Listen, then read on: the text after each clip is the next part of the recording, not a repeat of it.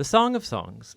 It's a well-known but not so well understood book of the Bible. It's 8 chapters of love poetry.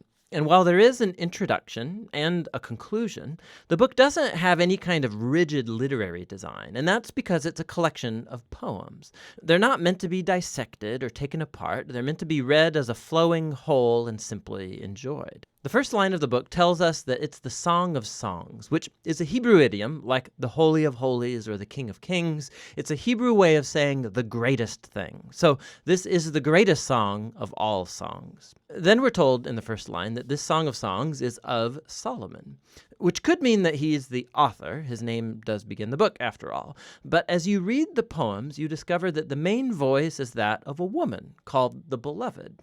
And while there is also a male voice, it does not seem to be Solomon's.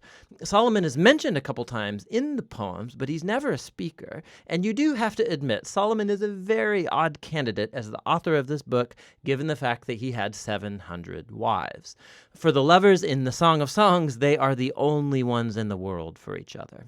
So the of Solomon likely means in the wisdom tradition of Solomon. He was known for his wisdom, his poetry, his love of learning about every part of life.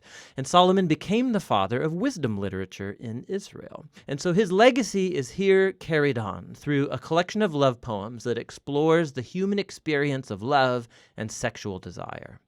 The opening poem introduces us to the basic theme of this book. We hear the voice of the young woman who delights in her man, a shepherd. Now, she's not married to him yet, but it becomes clear that they're engaged and they cannot wait to be together.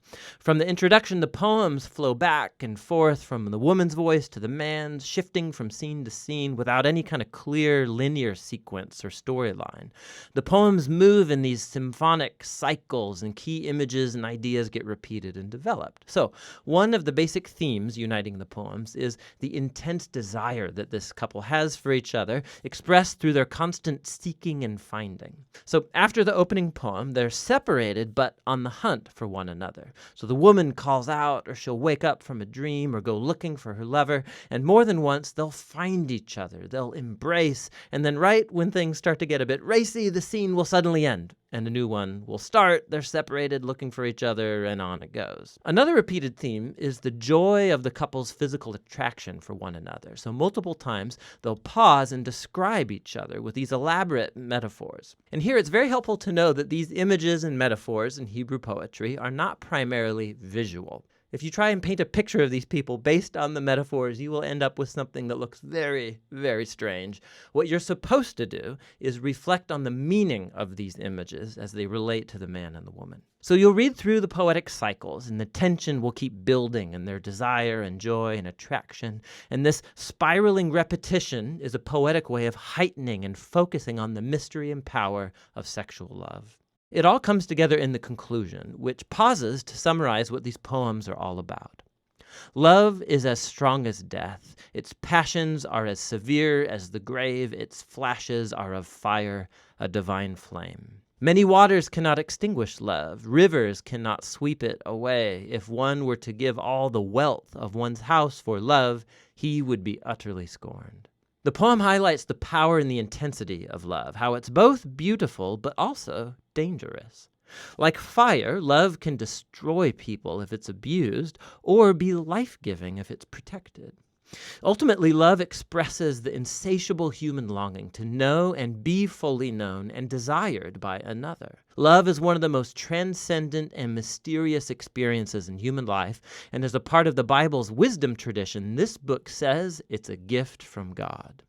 After this, there's an odd poem about Solomon trying to do what the previous poem just said was impossible, to buy love. The woman rejects Solomon's offer, and then the book concludes with the man and the woman. They're separate once more on the hunt for each other. He calls to hear her voice. She begs him to run away with her, and that's how the book ends. Just totally open-ended. But that's a lot like love, which never truly concludes, because there's always more to discover and pursue in your beloved. And so true love has no end, and neither does this book. Now, through history, the big question raised by the Song of Songs is, what on earth is love poetry doing in the Bible? There have been 3 main interpretations of this book throughout history. In Jewish tradition, it's been read as an allegory, each character a symbol. So the woman is Israel, the man is God, and their love is a symbol of the covenant between God and Israel made at Mount Sinai and the giving of the Torah. This view flowed into the Christian tradition, but the characters were swapped. So it's about Christ's love for his people, the church. And this interpretation was inspired by Paul's words in Ephesians 5, that a Christian husband's love for his wife is a symbol of Christ's love for the church. What's interesting is that in the last 100 years, archaeological discoveries among Israel's ancient neighbors in Egypt and Babylon has turned up all kinds of ancient love poetry that's very similar in language and imagery to the Song of Songs. We see that love poetry was a meaningful part of Israel's cultural environment, which has led most scholars today to view the Song of Songs as what it presents itself to be, an arrangement of Israelite love poetry reflecting on the divine gift of love. But that doesn't mean that it's only ancient love poetry. There's a key feature of these poems that sticks out when you read them as a part of the Old Testament, and that's the overwhelming use of garden imagery. There are powerful echoes of the Garden of Eden and the idyllic scene between the married couple in the early chapters of Genesis. So the image of the man and the woman naked and vulnerable, but completely unified and safe with one another. This resonates in the background of the Song of Songs. It's as if in these poems we are witnessing the love of a couple whose relationship is untainted by selfishness and sin. And so ultimately the song holds out hope that even though our own relationships are so often distorted by selfishness, love is a transcendent gift, and it's meant to point us to something greater, to the gift of God's love that will one day permeate and transform his beloved world. And that's what the Song of Songs is all about.